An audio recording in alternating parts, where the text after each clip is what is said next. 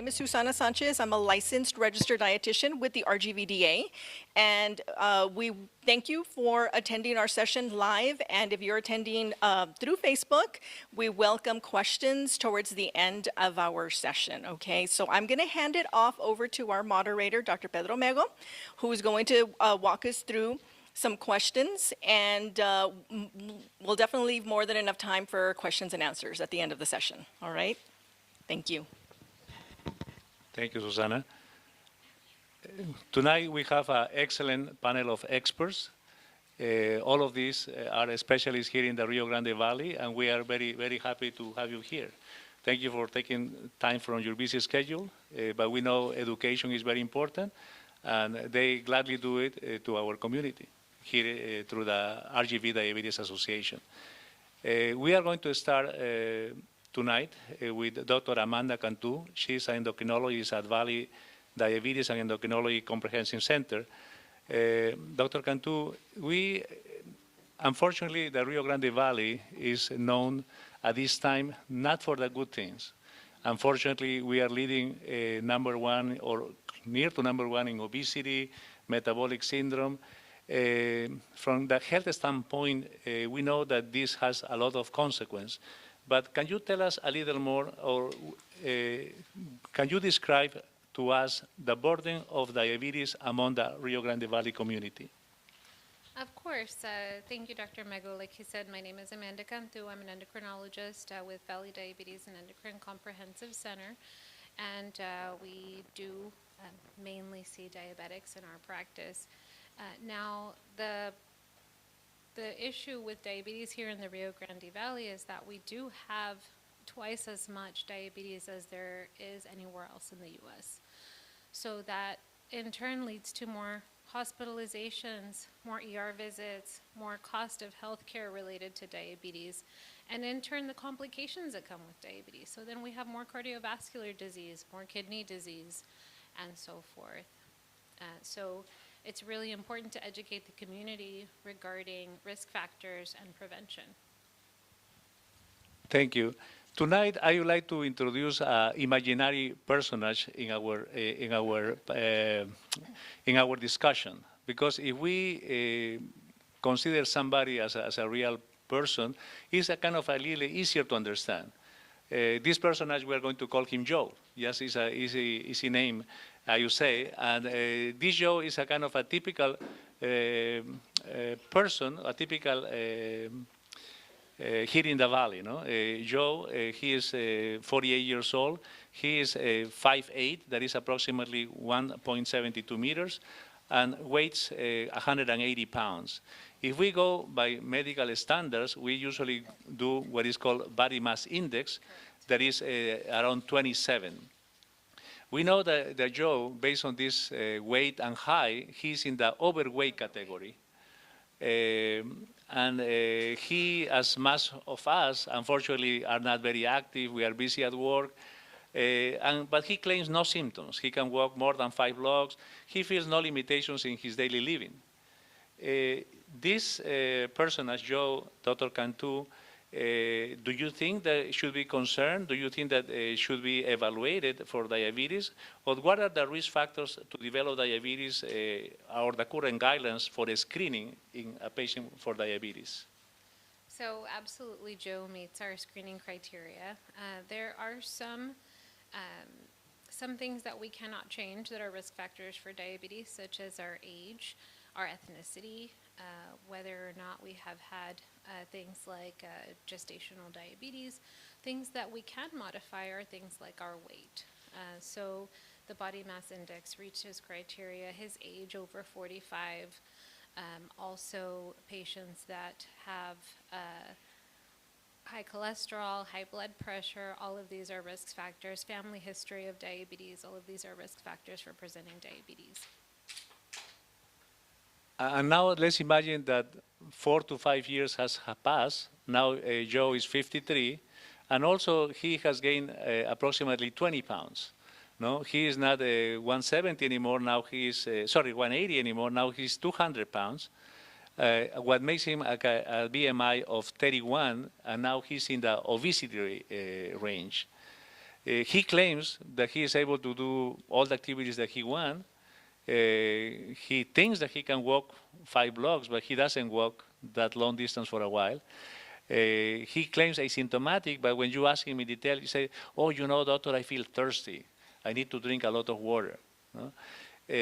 Now, also he noticed that, "Oh, you know, I feel like I need to have a snack. Otherwise, I feel low energy. I need to have a snack every 2 or 3 hours to keep my energy up." He should be evaluated now, not only as a pre-diabetes, or should he evaluated, or he qualifies to be evaluated, to be concerned to have diabetes?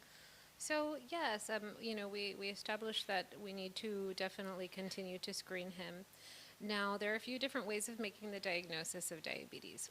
There's a fasting blood sugar above 126 or above. There's a hemoglobin A1C, which is a 3-month blood sugar average above 6.5.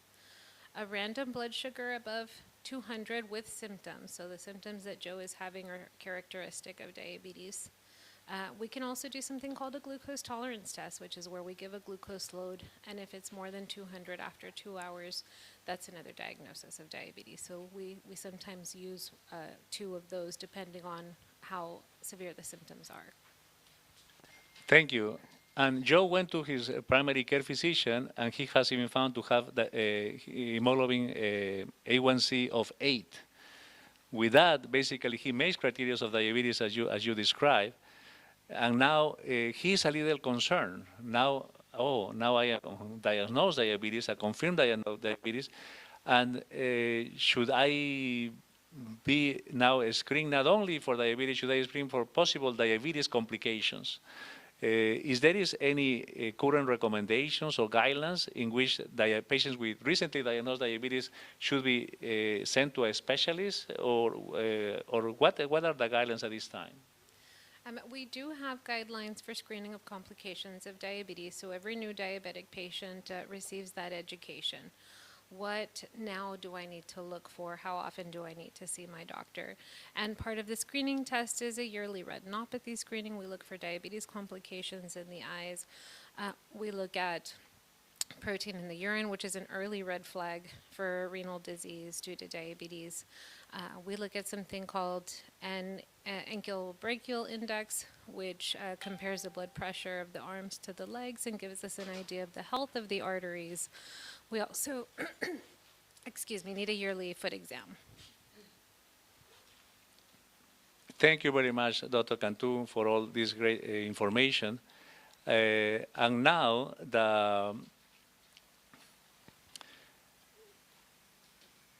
Joe has been recommended, like you mentioned, to be seen by an eye specialist. No? In that way, he... And then we are going to pass the microphone to our ophthalmologist, here, Dr. Raul Peña. He is ophthalmologist at Peña Eye Institute. Dr. Peña, I'm sure that you see patients like Joe in your clinic. And can you tell us, as an ophthalmologist, can you describe how poorly controlled diabetes affect the eyes? Well, that's a very good question, and thank you again for having us over here.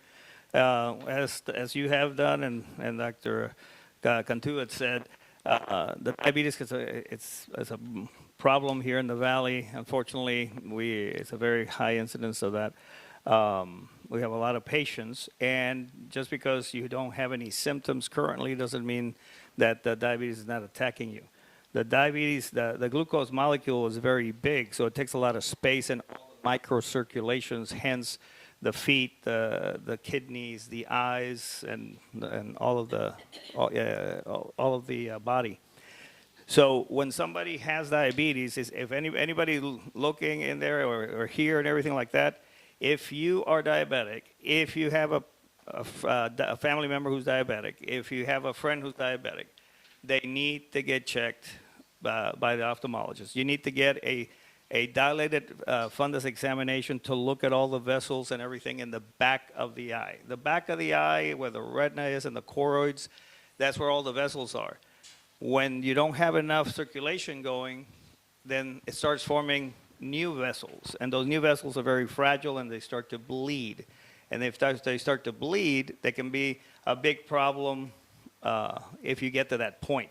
So if you're diabetic, and we can look at the blood vessels in the back of the eye, and we can tell that it is starting to be a problem, we can basically just do a laser treatment, do some other things to prevent this. So you want to prevent this. You don't want to lament this that, oh, I didn't go. Unfortunately, if it doesn't hurt, or you're not in any, you're not in any pain and you're doing fine, you tend to not go into the doctor, and that's the problem. Until you can't see anything, and that's where, oh, something happened. And I go in there, I look in the back of the eye, and there's a big problem in the retina. So if anything comes out of this session here is that everybody who is diabetic needs to get a full dilated fundus examination. And unfortunately, well, I go to the eye doctor every year. Well, that's, if you wear glasses and you go somewhere to get a pair of glasses and they don't do a full dilated fundus examination, then that's not a diabetic eye exam. Okay, you get the glasses and it's fine, but it's not. Don't believe that that's. And there's a very, very good doctors all over here. A lot of optometrists that do a great job. Don't get me wrong, but if you're just going to go to get glasses, that's not a full dilated fundus examination, and you need one of those at least once a year. Thank you very much for that, Dr. Peña. Yes, we are he's very concerned because he has heard that diabetes is the leading cause of blindness. And that is why he went to see the eye doctor. Also, can you tell us a little bit about the current recommendations to prevent and treat such complications?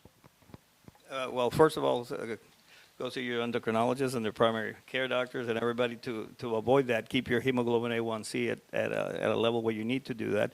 And I tell my patients, you can be the perfect diabetic patient, and you're still, and the diabetes is still going to be attacking your eye. If you're not the perfect diabetic patient and your hemoglobin A1C is high and things like that, then what's going to happen is it's going to be attacking your eye a lot more. The diabetes, like everything, it's a systemic problem. But in the eye, the diabetes accelerates the formation of cataracts. Everybody gets cataracts, but I'm doing 60 and above, everybody gets cataracts. Well, diabetic patients, I'm seeing cataracts in their 50s or even in their 40s, depending on, of how they control the diabetes. So as far as preventing, then they need to control their diabetes the best that they can with their doctors and then see the ophthalmologist, obviously, their ophthalmologist every year at least, or obviously if we find something, we'll keep a closer eye on it. When we start to see problems, such as a cataract, well, we do cataract surgery, such as diabetic retinopathy, then we can do photocoagulation, the little lasers to kind of basically make sure that the blood vessels are not hemorrhaging in the back, because once it starts to bleed, your eye can get full of blood, and guess what? You're not seeing anything, and that's a big problem that we need to do a vitrectomy and do a whole lot of other things, surgeries and things to basically address all those complications that could have been avoided with proper management. Thank you very much, Dr. Peña. And our imaginary friend, Joe, now he is feeling shortness of breath. Before, now when he's going to HEB or Walmart, he's getting a little tired. He doesn't have any chest pain, and then he told that his primary care physician, and the primary care physician referred him to a cardiologist. Here in the panel, we have Dr. Jaime Gomez, interventional cardiologist at Gomez Cardiovascular Clinic. Dr. Gomez, can you tell us a little bit how poorly controlled diabetes affect the heart? Yeah, thank you for that question. This microphone is good? Everybody can hear me? Okay, good. So, and that's a typical consult. Usually by the time people are seeing us, patients have advanced disease. I mean, we don't really get, we don't get to just screen healthy people. I mean, that's not what we're doing. And people are very surprised. I think the misconception is that the heart's going to tell you that there's something wrong, or the vasculature in the brain, or you're going to get an email or something that you need to go to see your local vascular surgeon or your cardiologist or whatever. That's not the way it goes. In fact, in this country, I mean, with all the trillions of dollars that we use in healthcare, all the meds that we're throwing at everything, we still see in this country about 300,000 people a year that present with sudden death. That is their first symptom. And I'm sure everybody knows somebody that that's happened to. It is not that rare. And how, why do people not have symptoms? Now, I've talked to a lot of people. I've seen a lot of patients with sudden death, and sometimes, you talk to the family and you're like, well, he wasn't complaining. Well, he was saying he was tired, or, he wasn't feeling well. But it's not, you don't sometimes get the symptoms that alarm you to go to a cardiologist. So by the time people get to see us, they're already pretty sick. Okay, now with that said, there are some people that now are starting to come in and seeing us early, especially when they have diabetes, because diabetes, by the time you have diabetes, I can assure you, you have vascular disease. You have it. You might not have severe disease, but you have vascular disease already. Now, it's not to be a Debbie Downer, but however, you can heal it too, though. The body can heal it if you remove the obstacles too. For instance, diabetes type 2, it's controversial, but probably not that much anymore. It's curable. I mean, you can cure it. You can get rid of it. You can heal your metabolism. Type 1 is a different issue. So these problems have solutions. Obviously, by the time they're coming to see us, we're talking surgery. We're talking vascular surgery. We're talking bypass surgery. We're talking endarterectomies, which are big words for repairing the artery surgically. But it is something that, for sure, any diabetic, I would even say pre-diabetics, because if people that walk in my offices, I mean, we see a lot of patients all over the valley, the probability that they have diabetes type 2, if you exclude those people because those people have vascular disease, most of them. Even if they have a little bit, they still have some vascular findings. But the pre-diabetics, which is probably 90% of the people walking into the office, I mean, it's 90%, especially here. And people are like, oh, pues tengo un poquito. I have borderline. It's like, well, okay, if you're like borderline pregnant, wouldn't you go see your OB? Like, you have pre-diabetes is not like, it's not like a little, I mean, you can present with severe vascular problems, disease, with pre-diabetes. It does not exclude pre-diabetics. Just people think that, well, once you get on the meds, that's when you got to get checked. Or if I take the meds, I'm not going to have the complications. That is not true. My biggest clients, and I'm sure that there's a vascular surgeon here too, our biggest clients are those patients taking medications, which is another, I mean, that's a topic of many hours, and why that's happening. Because when I was in med school, for instance, and I don't want to take too much time, but when I was in med school 30 years ago, I mean, I remember I was at UT, and it's like, oh no, we're going to cure this. We're going to give this pill and that pill, and then we're not going to have. We have more vascular complications now than ever. The only reason that we're not number one, that we're still number one in death for cardiovascular, in all-cause mortality in this country, diabetics for sure, but everybody, we're number one. The only thing that's catching up to us are all cancers, but that's not because there's less vascular disease. It's just because cancer is becoming such a problem. So obviously, with all the money we're throwing at this, there's something left that's missing, right? And that's why it's important to have these kind of associations and groups and expert panels to start, so patients can be aware of the problem. Anyway, hopefully that answers the question. Thank you. It surely does. And if Joe is referred to your page, to your clinic, how do you evaluate this shortness of breath and know the patient is diabetic? How do you evaluate it? And so we have some phenomenal technological advancements over the last few decades that I can tell you everything about your heart 48 hours. I mean, we have artificial intelligence. We have AI algorithms. We have lasers that can look at the arteries without touching you. We have CT scans that can look at you at your heart. We have we have something called, like for instance, we have a heart flow study where we can look at the flow in the blood vessels of the heart. Now, you do have to get contrast, but it's not a surgery. In the old days, you had to have a procedure, an invasive procedure. We don't need to do that anymore. We have MRIs, we have PET scans. I mean, we have a tremendous amount of technology to tell people, because those just to give you, like, those 300,000 people that show up with sudden death, it's unnecessary for most of them for that to be their first symptom. You can get screened, and you can have bypass surgery or have vascular surgery, whatever you need. Now, you know, we can't save everybody, but we could probably save a majority of those. So now most people, and I mean, getting back to your question, you know, we have a lot of tools. Why don't we use them? There's a lot of politics. Some of those things are beyond the scope of medicine. And there's just not awareness that the technology exists. And can you tell us a little bit about the current treatment options that we have this patient with coronary artery disease, like Joe, we are suspecting that Joe has? Yeah, that's a fantastic question. So I tell my patients this. I tell them, look, you can do it the hard way, you can do it the better way. The hard way is wait until you have a life-threatening problem, where you drop dead, or you have a heart attack, or you're coming in with the shortness of breath is so bad that you're coming in through the ambulance, because you're going to have a lot less options. Right, because you're going to show up, let's say you show up at 2 in the morning at your local emergency room, and there is not an interventional cardiologist. Or maybe he just got out of school, or God knows what, right? Or you're in a small town, or, you know, and everybody's trying to help, but you don't have a lot of options. You're going to get whatever they have, right? As opposed to if you get screened, and it's always a lot easier, you have a lot more options when you get screened. Because let's say you have a patient that has early disease. You do a CT scan, or you do some type of non-invasive imaging, and you detect early disease in somebody.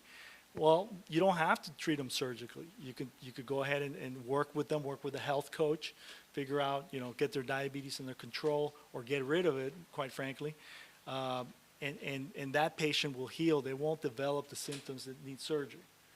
And there's a lot of options if you come early. If you come late, not so many options. Thank you very much, Dr. Gomez. Thank you. And at this time, our friend Joe is significantly concerned also because he has read in a magazine that diabetes is the leading cause of kidney damage and the use of hemodialysis. And that is something that he got very concerned. Because of that reason, he asked the primary care, no, doctor, should I see a specialist? Should I see a kidney specialist? We are fortunate to have today in our panel Dr. Murad Al-Sabat. He is a nephrologist at here in the Valley, the practice here in the Valley recently. Not recently as a private practice, but he has been in the Valley for a long time. Also, he's a kidney transplant specialist.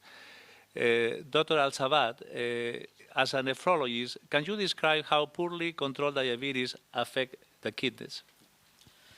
Okay, thank you, Dr. Mego. Thanks, everybody. And this is a very, very important awareness about how diabetes is significant for our community health. So diabetes is considered the main health problem in the United States. Billions of dollars every year involved in diabetes.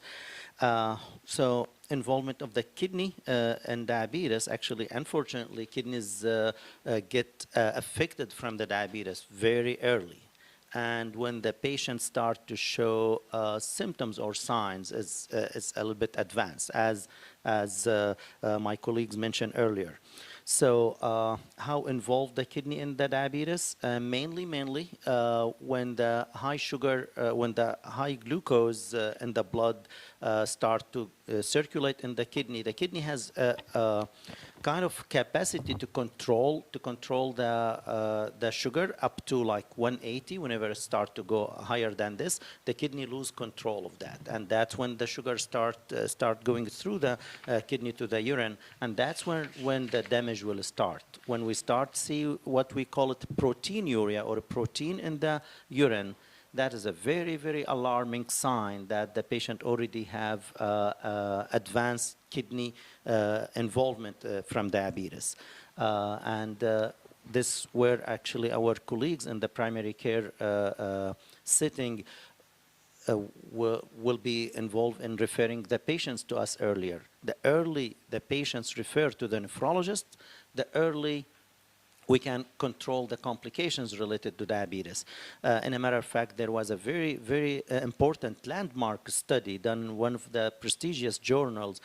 It compared thousands of patients who were referred early to nephrologists versus thousands of patients, same number, they were not referred, not intentionally not referred, but they were selected randomly. And it showed that the nephrologist will delay the need for dialysis to these patients more than 7 to 9 years. So if the patient referred early, the patient will not require dialysis more than 7 to 9 years. We delay this, not because we are smart or we have magic things, but because we do know how to manage the diabetes nephropathy, what we call it diabetes nephropathy. Unfortunately, in the valley, we have more than 40% of our population with diabetes, and we have more than 25 to 30,000 patients with a chronic kidney disease. We have more than 6,000 dialysis patients. It is very, very high. It's one of the highest in the country. The diabetes nephropathy affect our population. So as mentioned earlier, the proteinuria or the protein in the urine is the first alarm of the kidney involvement and from the diabetes, and this is really when the patient need to be referred, regardless the number. The proteinuria could be something very, very early or could be very advanced. And when it gets advanced, this is when we as nephrologists feel a little bit kind of disappointed why the patient was not referred to us, why the protein is 3 grams now. It is too much from me to correct this. I need to drop a lot of medications to correct this. So the earlier the nephrologist involved in the diabetes management, and I'm sorry, in the diabetic nephropathy management, the earlier we will help. Thank you, Dr. Al-Sabah, for all this great information. You are mentioning proteinuria as a main testing. Do you have also another diagnostic testing that you do in the workup for kidney dysfunction? Yes, so we have the full thorough workup, including the blood test and the urine test. The urine test will show us if there's any proteinuria, if there's any bacteria, could be a complication related to the diabetes when we have the glucose in the urine, and also the blood test, which we check the kidney function, what we call it BUN and creatinine. These are the indicators for the kidney function. The higher the creatinine, the worse the kidney. We do an ultrasound of the kidneys to see how large are the kidneys. The smaller the kidneys, the more advanced of the kidney failure. We also get benefit from our colleagues in cardiology and vascular to see from what studies they did, the ultrasound of the lower extremities or cardiac cath. These also will be very helpful for us in indicating how advanced the kidney failure. We use a test called estimated GFR. So it's a calculated test. We put all the numbers, including the age of the patient, the weight of the patient, and the creatinine, and that will give us very much the percentage of the kidney disease. So when the patient comes and visit me, I will tell the patient you have a 30% of your kidney functioning, you have 40% of kidney function. And that is the classification of the chronic kidney disease, CKD. CKD has 5 stages. When we reach to stage 5, it is the time when we are talking about dialysis. This is the scary term. Nobody would like to hear it. Thank you very much. Can you tell us the current recommendations how to treat such complications in the kidney? Excellent question. I was waiting for this question, actually. So, interestingly, we have at least 3 or 4 groups or families of medications we use. So the first medication we use, and that almost in every case happen when the patient come into us, he or she is already on this medication. There's a group of high blood pressure medications called ACE or ARBs. These medications, we use it as early as possible to decrease or protect from the proteinuria. I'm sure a lot of us aware about it without mentioning too many names of it. Lisinopril, losartan, these are the main common medications. We use them as early as possible. These actually the guidelines for starting the treatment for diabetic nephropathy. Now later, and my colleagues in the endocrinology field, they can speak more about it. There are other group of medications, SGL2 and other medications. They proven actually they help in slowing down the deterioration of the kidney function, and actually they showed also improvement from the cardiac standpoint. So diabetes, heart, and kidney, three of these organs go together.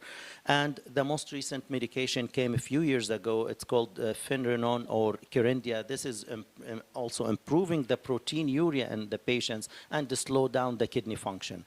Beside that, we use diuretics if the patient have a fluid overload, what we call it the waterable medications, to don't end in the hospital with the scenario Dr. Gomez mentioned, and with the chest pain, shortness of breath, congestive heart failure. So we always on top of using high dose of diuretics to don't have a fluid overload. So we try all our best, and that's what I tell my patient, that my job is to don't get you to the stage 5. If you get to the stage 5, it's already advanced. Yeah. Thank you very much. Our dear friend Joe also has noticed now that when he is walking to HEB or to Walmart, he noticed that his calves get hurt. Before he used to walk outside with no problems, but now he has noticed, oh, you know, my calf hurts. And he asked this his doctor, his primary care physician, and his doctor has recommended to see a vascular specialist. For that, representing that field, actually is my person. I am Dr. Pedro Mego.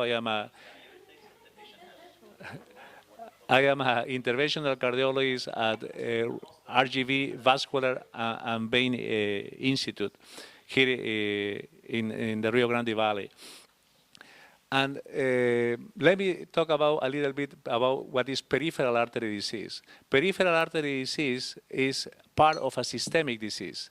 Similar than in the heart, there are blockages in the heart. That plaque formation is called atherosclerosis. But this atherosclerosis, what is a lipid deposit, inflammatory tissue that deposit inside the arteries and block the arteries, not only happen in the heart.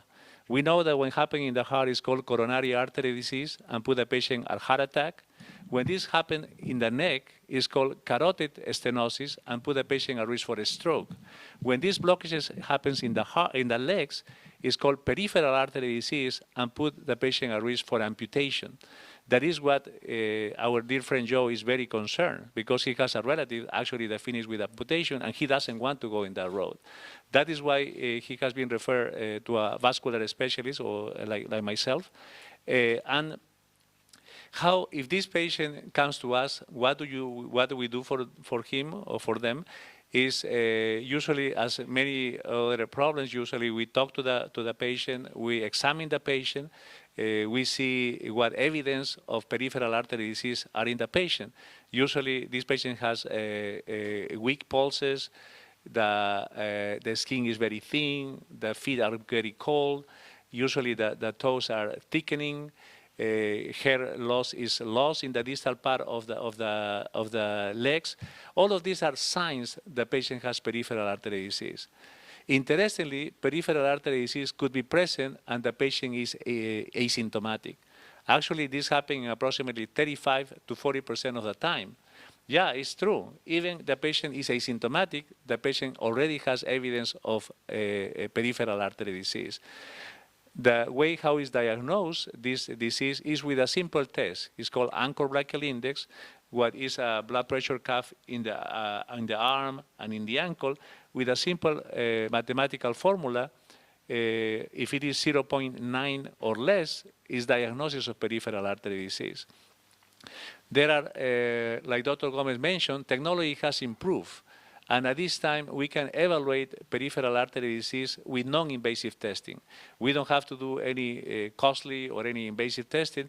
Just with an ultrasound, we can evaluate very well if there is any blockages, especially if the blockages are from the groin or in the thigh, or in the calf, to the feet. When from the groin down, we can clearly diagnose very well with the ultrasound. That is non-invasive, there are no needles, no radiation, and provides very good information. If the blockages, however, are from the groin up, in the big arteries like the aorta or the iliac arteries, that becomes a little more difficult to see because of most of our patients are overweight, and also because these are vessels that are deep in the abdomen or pelvis. For that, usually we need another test. Usually it's called a CT scan, in which we require iodine with the X-ray. If the symptoms gets worse, usually we treat this patient. But when we treat the patient, it's very important, do not forget to treat the patient as a whole. The blockages are not only in the legs. Like I mentioned, could be in the neck, in the heart. And the problem is not the blockages per se. The problem is the uncontrolled diabetes that accelerate these deposits of plaque inside the arteries. In that way, we strongly reinforce to be seen by a primary care who control the diabetes, and if that is not reached at a goal, to be seen by a specialist, endocrinologist specialist. We strongly encourage to try to keep a good diet, try to increase the physical activities, and also there are some medications that could help. One of the important group for us is something called antiplatelets. Simple aspirin or another medications such as clopidogrel, low-dose Xarelto can reduce the risk of events that the patient could have. Because when the blockages gets worse, the patient's symptoms also gets worse. The most concerning symptoms is when the patient has not pain only when he walks to the HEV, is when the patient has pain even at rest. A lot of these patients, when they have advanced disease, they usually feel symptoms when they are sleeping. Yeah, doctor, when I go to bed, my feet feels very cold. Oh, I have cramps at night. I need to wake up in the middle of the night. I need to go to the restroom, but I notice that my feet are very cold. This happens because most of us, when we are standing up or sitting down, by gravity, the blood gets to our feet and our legs. And by gravity, there is enough blood. They don't make many symptoms. But when we go in bed and we lie flat, the gravity is not in our favor anymore, and the patients will feel these symptoms as a cold feet, cramps, and pain at bedtime. Unfortunately, this is usually not associated with early peripheral artery disease. This is usually associated to advanced peripheral artery disease. Another advanced condition that in this group we call it critical limb ischemia is when the patient has an ulcer that doesn't heal. Any ulcer should heal in less than 2 weeks. If the ulcers takes longer than 2 weeks to heal, very, very likely the patient has underlying vascular condition and should be evaluated, I would say, urgently by a vascular specialist. Obviously, the most advanced stage is when we see already a black tissue. When a toe or a part of the body becomes black, that's called necrosis or gangrene. That's obviously that part of the body already died. And that is a very advanced disease. It is very interesting and I think I need to mention, when somebody has these symptoms, pain at rest, and wound that is not healing, or some gangrene tissue, the risk of having an amputation is very high. And not only that, the risk of dying is very high. It's higher than a lot of cancers that we are very concerned of. That is why, for this reason, I strongly recommend if somebody has diabetes, especially diabetes more than 5 years, to be evaluated by a vascular specialist. However, there is good news. The good news is that technology has improved. Similar, do you remember the old phones that we used to have? The big cell phones, like a brick that we used to put in our ears. Now we have tiny cell phones, and not only cell phones, they are basically computers that we have in our hands. Similar has happened with revascularization. In the past, we used to do these procedures in the hospitals, with a knife, with bypasses. Now, a lot of this we can do now with needles, with catheters, with wires, with balloons, with lasers. It's much less invasive procedure that actually safely can be done as outpatient. than we used to do in the past. That means improving quality of life, having medications, and revascularization is the best combination to prevent complications of peripheral artery disease. And that is for endovascular or vascular, the specialty that I am representing at this time. In the same setting, there is a common complication in patients with diabetes is an ulcer. We are fortunate today to have Dr. Maria Aguinaga. She is a wound care specialist as well as hyperbaric specialist at RGV Wound Care Group. Dr. Aguinaga, when is or how uncontrolled diabetes can affect the wound healing? Several ways. Uncontrolled diabetes is going to affect several aspects of the skin and the healing process. For example, you are going to have less sensitivity because the patients with diabetes, especially uncontrolled diabetes, can develop neuropathy. That makes you more prone to have wounds because you are going to harm yourself without noticing. You also have affected the capability of fight infections, then you are more prone to have infections because of the high blood sugar, and you have less capability to fight those infections. Then you have the problem with the circulation because in the majority of the cases, our patients with diabetes, they do have arterial disease. Less blood is going to your lower extremities, for example, and then you have less delivery of nutrients, oxygen, or even antibiotics in the case that you need antibiotics. Then there are several ways in that uncontrolled diabetes is going to affect your capability of healing. The high blood sugar also is going to affect the capability of the cells of your body to produce all the elements that you need to heal a wound, like for example, collagen, fibroblasts, or even cells of the skin that are supposed to grow are not going to do it just because the blood sugar is elevated, and that affects also that part of the healing. Thank you for all this important information. Can you tell us a little bit more about how do you treat or if diabetes wounds has a special tools or techniques or medication that you use to treat a patient in diabetes? Of course, the treatment of a diabetic foot ulcer, to start with, is really a multidisciplinary event. It's not that the wound care doctor is going to do it alone. I usually have the help of a lot of specialists. The first thing that we need to have is a primary care physician that once this doctor identifies an ulcer, what they do is to try to treat the ulcer or treat the ulcer. If that ulcer is not improving, as Dr. Mego mentioned, in 2 or 3 weeks, that's a reason to send the patient to a wound care specialist. Once the patient comes, we check for several things. The first thing is for infections. We can do cultures if it's indicated, and if there is an infection, we can actually prescribe antibiotics.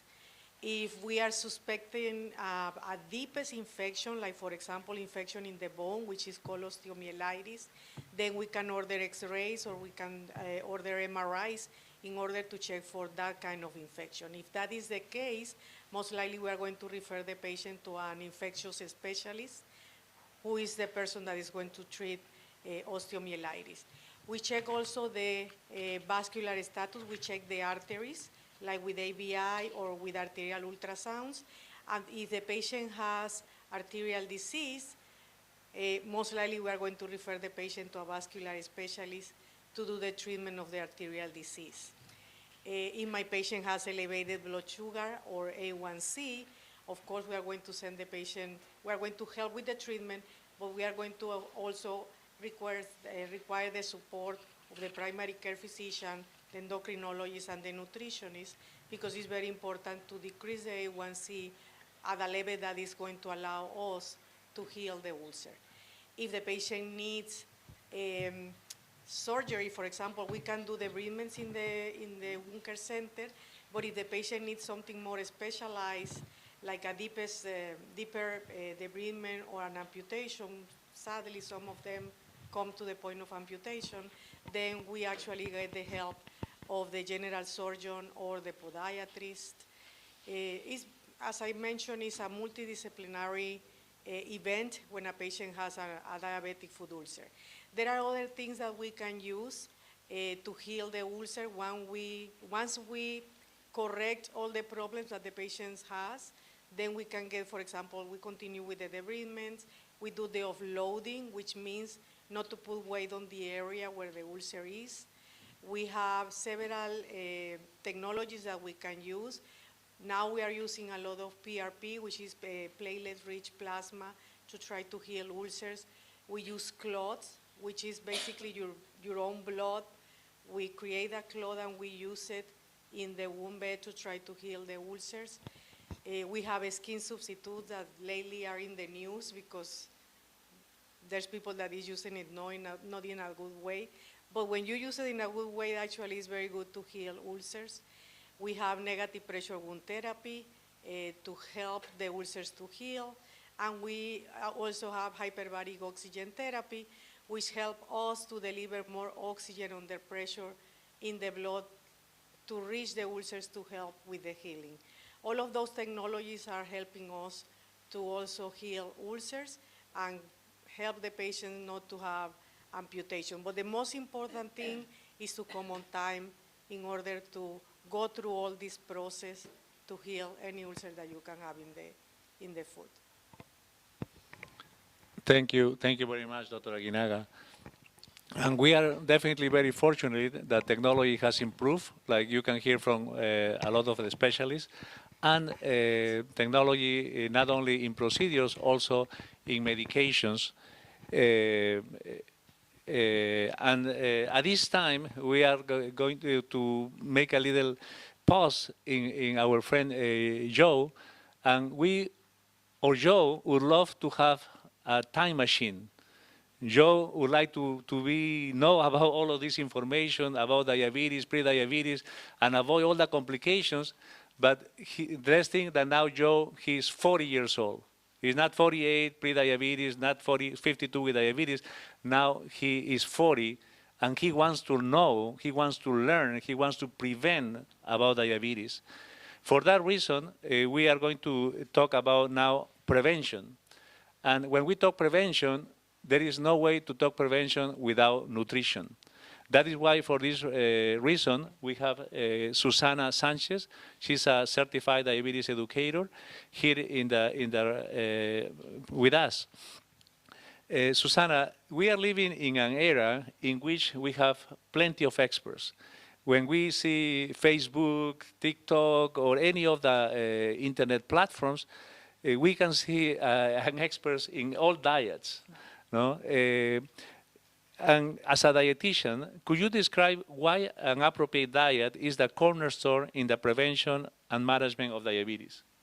Thank you, Dr. Mego. That's an excellent question. I was just having that discussion actually with a colleague at work about the nutrition expert, and that in this day and age we have the capabilities to get our resources, our nutrition education resources, from so many platforms. Is it the best nutrition advice that you can get? That's always questionable. However, what isn't questionable is getting personalized, nutrition-based treatment plan, nutrition education, nutrition counseling by a registered dietitian. The cornerstone of, and I know this sounds very simple and very simplistic and very basic, but the cornerstone of managing your diabetes is, I think everyone here on our panel has already discussed that, is monitoring your blood sugar levels. If I could point out just 2 additional things about that, about maintaining your blood sugar levels. Activity is also very important in prevention, and monitoring your eating habits, which is where I come in. Fantastic, fantastic. And what is your opinion about keto diet, carnivore diet, and intermittent fasting in the management of diabetes? All right, so with the, those three diets, the keto diet, you said the carnivore diet, and the intermittent fasting. Those nutrition plans, nutrition diets that you see out on social media platforms, they're highly specialized. And so if you're a person with diabetes who is already let's say that we're not in the prevention step, let's say that we're already having complications, that wouldn't be the best approach to take because these diets are highly restricted and require additional evaluation by your physician or by your specialist.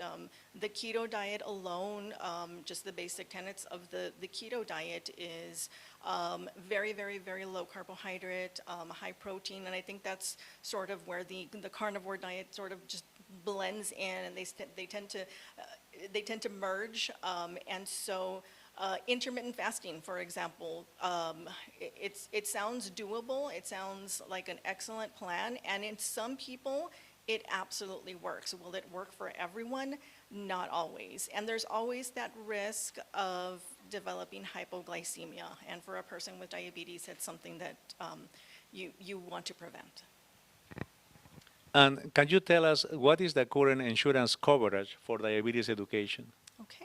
So how do you get to see a dietitian? If you have commercial health insurance, your private insurance like Blue Cross Blue Shield or Aetna, you can check in with your insurance to see what coverage you have, what plan. Every plan is different, and so if you have private health insurance through your employer, then a simple call or maybe having your doctor's office, if they can help you out with that, to place that call to get pre-authorization and just to determine how many visits you're eligible for to see the dietitian. If you are on Medicare or Medicaid or CHIP, you do have to meet certain criteria, and so that's where it can get a little tricky, and you would need assistance, again, perhaps from the doctor's office. The specific criteria for that is you need to meet criteria. You need to either be a person with diabetes, have chronic kidney disease, and I believe the third one is post-kidney transplant. So that Medicare Part B. That also needs to have a referral from your physician. So you can't just walk in, to a nutrition consult or private practice and say, I need to be seen by a dietitian. It needs to come as a referral by your physician. So that's really important to have that conversation with your doctor when you're ready to take that next step, okay? That's a conversation between your physician. If we're ready to take that next step, I really need to see a dietitian. Let's see what coverage you have. Thank you very much. For our Facebook Live viewers, yes, if you are interested in any specific question, please fill that text box, and we will be gladly to answer your questions. If you have any specialist in particular that you want to answer your question, please let us know, and that will be briefly after two more specialists. Unfortunately, our dear friend Joe has been diagnosed diabetes, and now he's seeing an endocrinologist. Again, we have Dr. Amanda Cantu, endocrinologist specialist. Dr. Amanda Cantu, can you briefly tell us what treatment options are available at this time, especially how more beneficial are the GLP-1 receptor analogs compared to previous medications?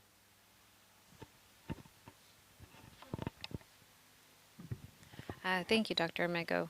So with, for example, Joe's case in particular, we have a male that has a body mass above 30. And so we really individualize treatment. I tell my patients my job is to reduce your health risks. So I'm looking at a medication that's going to protect your heart, that's going to protect your kidneys. I'm looking at your blood sugar levels. I'm looking at your weight. I'm looking at your health status. And all of this is going to help me decide how quickly I need to reduce your blood sugars and which medications I need to use. So Joe in particular, who is overweight, all of our medications are in weight neutral, weight gaining, and weight losing category. So a GLP-1 would be something that we could use with Joe. These medications have a similar action to GLP-1 incretin, which is released by our gut after we eat. Now, we have GLP-1 receptors in our brain, in our pancreas, and other areas of the body. So this will lead to increased insulin secretion, which will in turn bring our blood sugars down, decrease glucagon, and it also helps with appetite reduction and weight loss. So this would be a medication if he has an A1C of 8 that could bring his blood sugar down. And, more than likely we might need a second agent just depending on how his blood sugars are doing. So the options for diabetes, just briefly, it just really depends on how high our blood sugars are and our health status. So with type 2 diabetes, generally the pancreas is tired, the pancreas is overworked. This is what makes our insulin, and when the blood sugars are higher, insulin cannot work as effectively. So bringing the blood sugars down is of utmost importance to keep that pancreas working as long as possible. Then we can bring the medications down. Then we can prevent, having to use so many aggressive therapies. Thank you very much, Dr. Cantu. Something that I usually was a little scared or so, or a little sad to see the patients, is the frequent finger sticks evaluations that they need to do in the past. When I was resident, I remember that, and I feel a little sorry for the patients. But now we have this continuous glucose monitoring. Can you tell us a little more how useful are these devices in the management of diabetes? Yeah, so the continuous glucose monitor is a sensor that is placed just under the skin.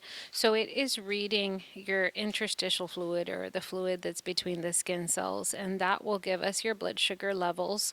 And the technology is improving. The sensitivity of these sensors are improving, the length of time that we can have them. So it really is an aid for us to bring the blood sugars down quickly and prevent hypoglycemia in patients that have frequent low blood sugars. Is it covered by insurance? It is covered by insurance for patients who are on insulin, and some insurance actually do cover for patients who do not have insurance, and there's even an over-the-counter version as well that patients can purchase. Thank you very much. And as a last expert, we are blessed to have with us Dr. Luis Reyes. He's a bariatric surgeon at Valley Surgical RGV and the director of Bariatric Surgery Center of Excellence at McCarran Heart Hospital. Unfortunately, our dear friend Joe didn't listen most of the advices from Susana, and unfortunately some years has passed, and now instead of losing some weight, he has gained some weight. And now Joe, he's 250 pounds, and now Joe BMI is 38. Dr. Reyes is our dear friend Joe. Is he what do we do when dietitian doesn't work, when medications is not enough? Is there any other alternative for these kind of patients? Well, thanks for being here, and thanks for having support for the Rio Grande Valley Diabetic Association, which our main purpose is here to educate the Rio Grande Valley population in order to improve our health. Yes, unfortunately, when patients gain weight, a lot of them diabetic type 2, they're associated what we call diabesity, because it's a combination with the diabetes and obesity. We have to see how we can help them. If Susana cannot help them, and if Dr. Cantu cannot help them, then we need to figure out the best way to, it's really not surgery for weight loss. And we have kind of rebranded as surgery for improving the metabolism of patients. It's a metabolic surgery. So we thought that just by helping patients to lose weight, we were going to reset the metabolism and things were going to improve, which was true. We know very well that if we help somebody to lose 10% of their total body weight every single function in their body is going to help. Now, there's patients that not only lose their weight, but all of a sudden their comorbidities, mainly diabetes, will resolve. And 70% of the patients that have surgery for weight loss stop taking their medications. Their hemoglobin A1C goes down below 6.5, and as an overall, it is a win-win because even though we might not know exactly what's going on, we know that by performing this surgery, we trigger the hormones in the body, which mainly is the GLP-1. We all know it outside as the Ozempic, Mounjaro, Wegovy. And we have them inside our body. And we promote the production of them. And this is how we can help by doing these surgeries, not only to lose the weight, but by improving all the metabolic functions. As surgeons, we have two jobs. One is the sad job of helping patients with diabetes with their concerns. When Dr. Alzaba has a patient that needs dialysis, we have to help them to get an access to clean their blood. When Dr. Mego cannot do the procedure to help them to get revascularized, we have to attempt to do it, but most of the time, unfortunately, they end up with amputations. 12% of diabetic patients will have an ulcer, and from those 12, 30% of them may have an amputation, not only of one limb, but at 2 years from 2 limbs, and their lifespans will shorten. So that is a tough situation. So by then trying to perform a surgery that improves the metabolic function of diabetic patients is very positive for us to see not only that they lose their weight, but they improve their comorbidities, mainly diabetes. Thank you very much, Dr. Reyes.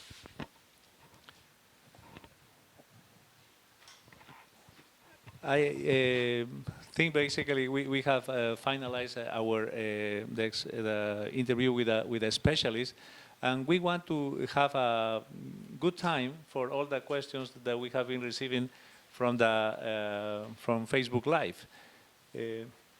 Okay, looks like we have 5 questions at this time.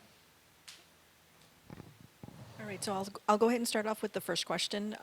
At what point does a person with diabetes need to resume taking their meds after years of controlling with no medication? This is a question from a Facebook user live who also stated that I'm thinking all labs are normal right now, and the A1C is 5.8.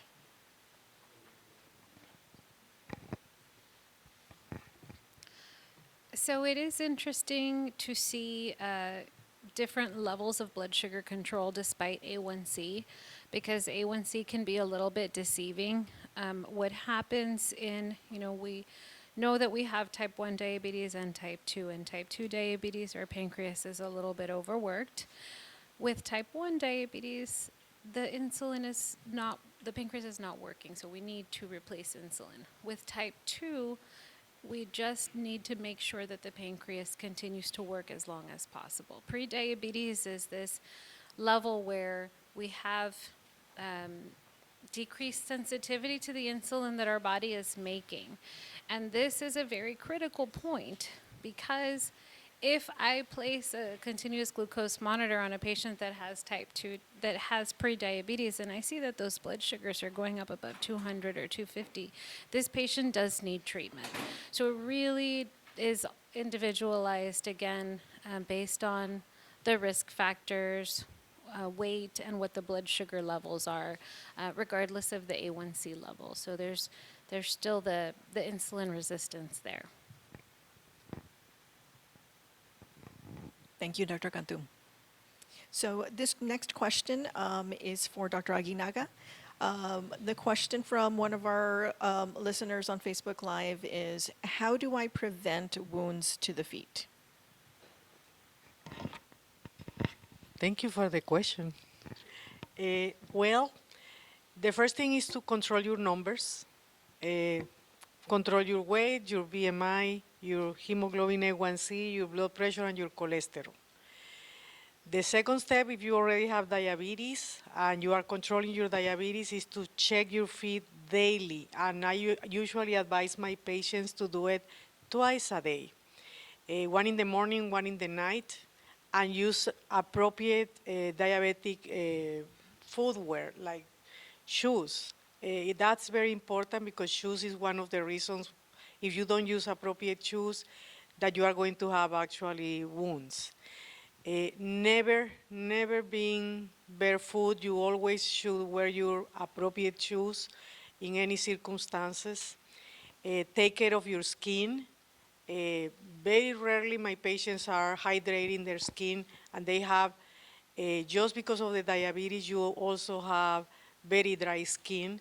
Then those are some of the ways that you can actually prevent ulcers.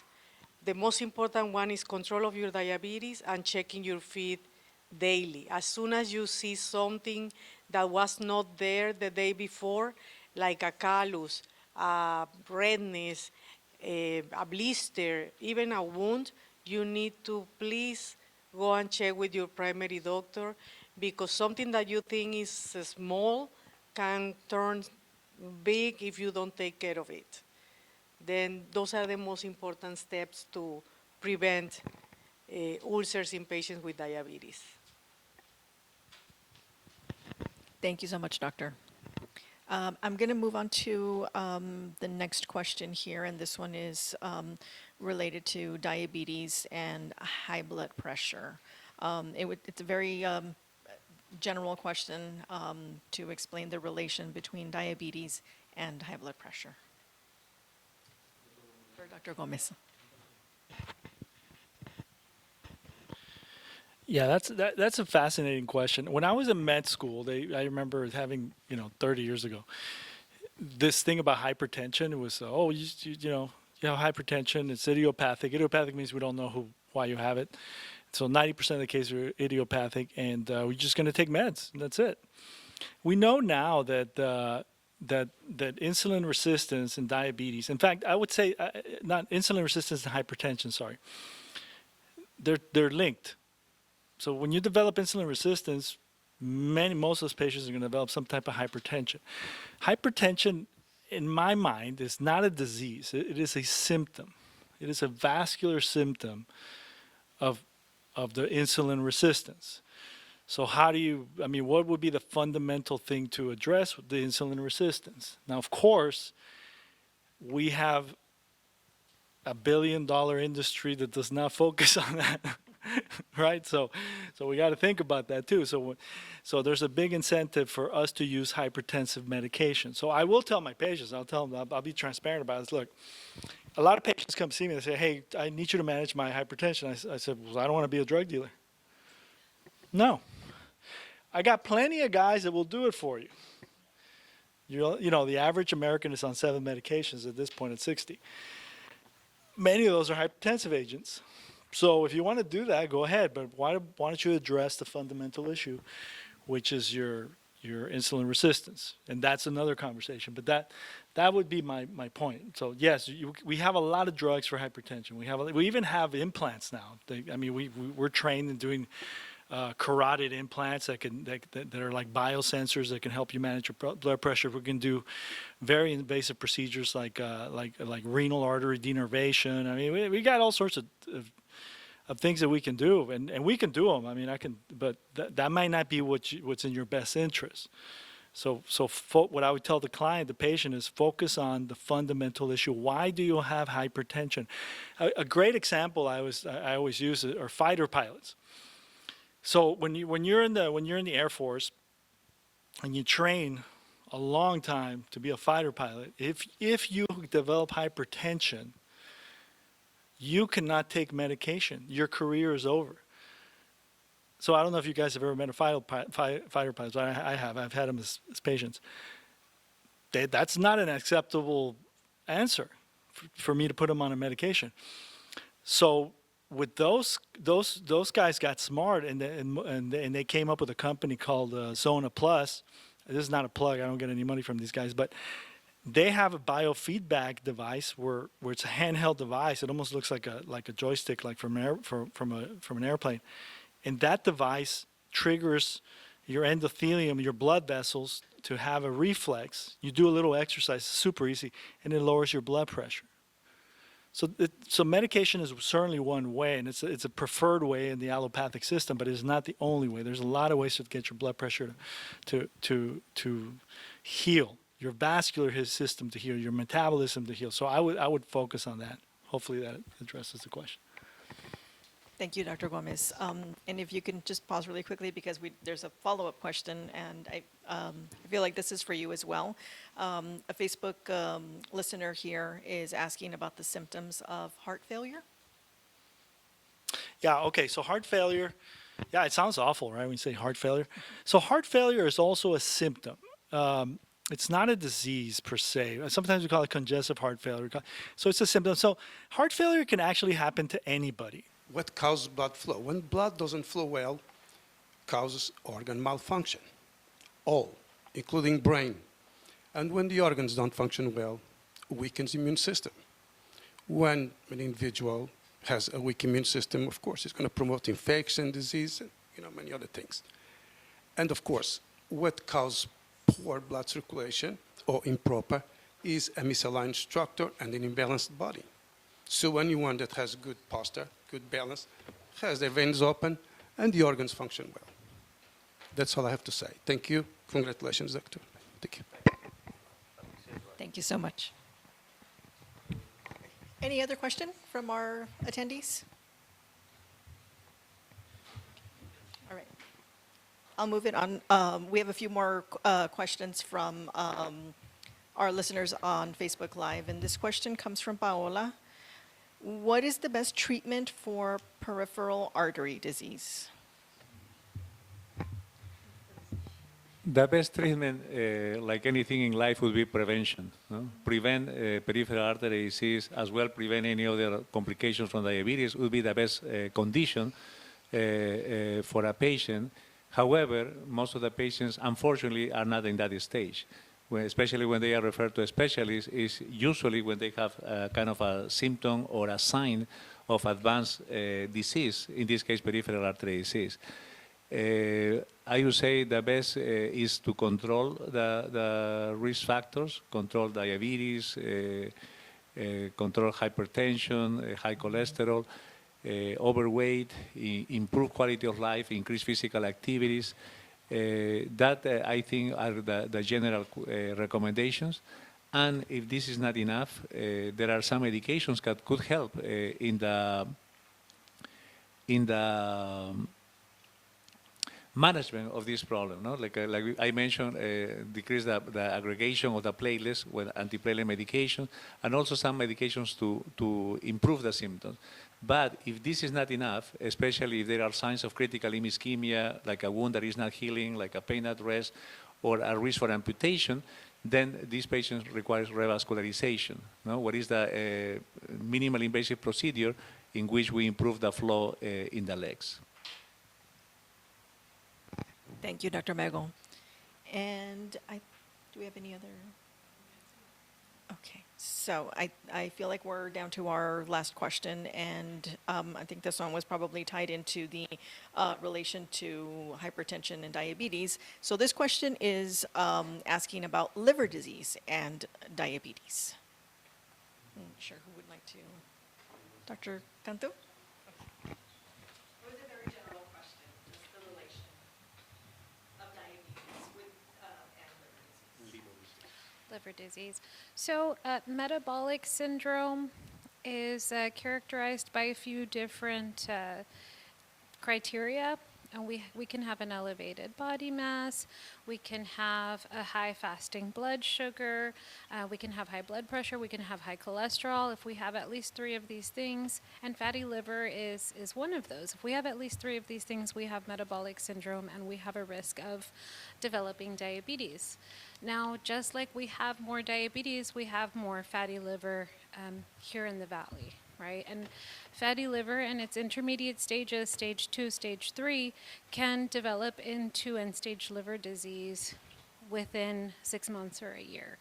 So I think because of the whole of metabolic syndrome and the risk of fatty liver, we do have a high risk of end-stage liver disease as well in patients who have metabolic syndrome and diabetes.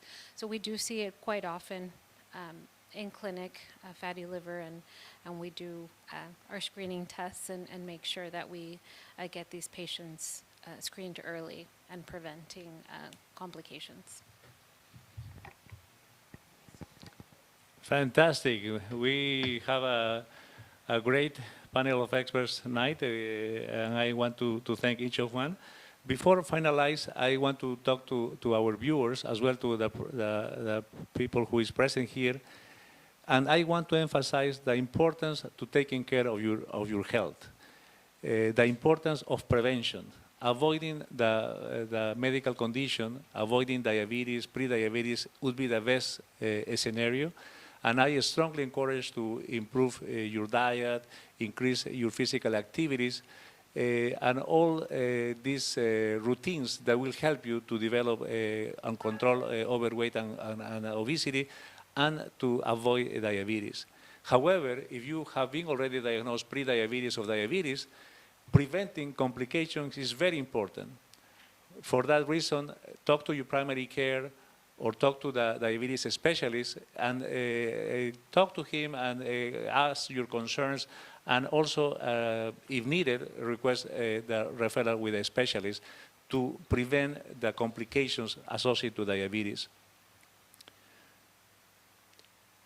Remember that participate in your own care is your responsibility.